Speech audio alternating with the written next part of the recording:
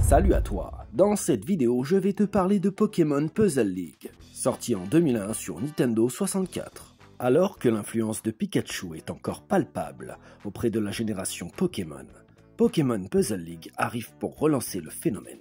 Il faut dire que depuis la sortie des versions rouge et bleu sur Game Boy, Nintendo a fait appel à toute son imagination pour entretenir le phénomène. Des jeux au dessin animé, en passant par les produits dérivés, tout a été mis en œuvre pour que Pocket Monster soit le phénomène de société. Même si c'est le gameplay qui prime dans ce type de jeu, l'environnement graphique et sonore apporte ici un plus indéniable, à condition bien sûr d'adhérer à l'esprit de la série. Aux côtés de Sacha ou d'un autre dresseur du dessin animé, vous allez devoir vous rendre au village de la Ligue Puzzle pour vous livrer à toute une série de duels d'esprit, par l'intermédiaire de casse-têtes évoquant Tetris, Dr Mario ou encore Puyo Puyo.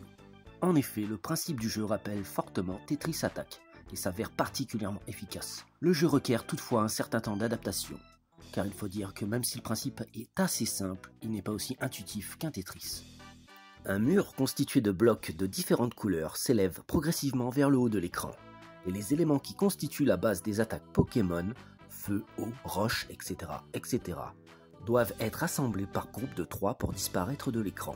Le joueur dirige un curseur qui permet d'intervertir la position de 2 blocs situés côte à côte et doit faire disparaître le maximum de symboles le plus rapidement possible.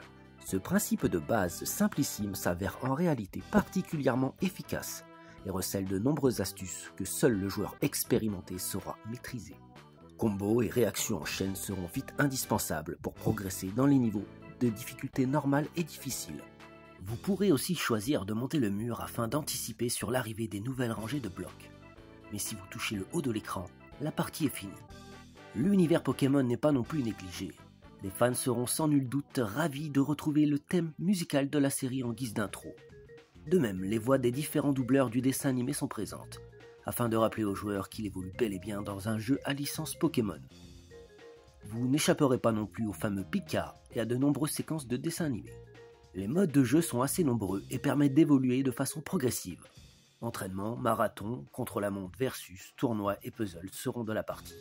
Il est d'ailleurs conseillé de ne pas négliger ce dernier mode de jeu, si tant est que vous souhaitez découvrir toutes les ficelles du jeu.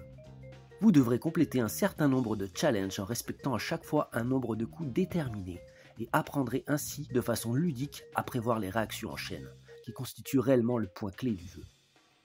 À 2 joueurs en mode versus, la plupart des personnages sont sélectionnables, dont Jessie et James de la Team Rocket. Les inconditionnels auront même la possibilité d'entendre les meilleures répliques de chaque dresseur et de leurs Pokémon. Un aspect du jeu qui n'intéressera que les fans mais qui nécessite d'être signalé, tant sont rares les voix digitalisées sur la 64 bits.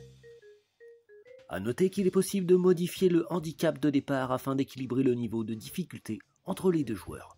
Le mode tournoi est certainement l'un des modes les plus intéressants et celui qui offre le plus de challenges.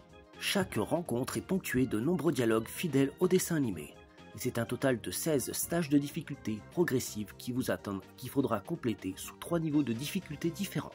Évidemment, et au grand regret des collectionneurs, tous les Pokémon ne sont pas présents. Loin de là, et seuls les plus connus auront leur place dans cette version. Enfin, le joueur pourra opter entre de la 2D ou de la 3D. Le mode 3D permet d'ailleurs d'élargir encore plus les possibilités, car il permet de faire défiler les blocs sur les côtés.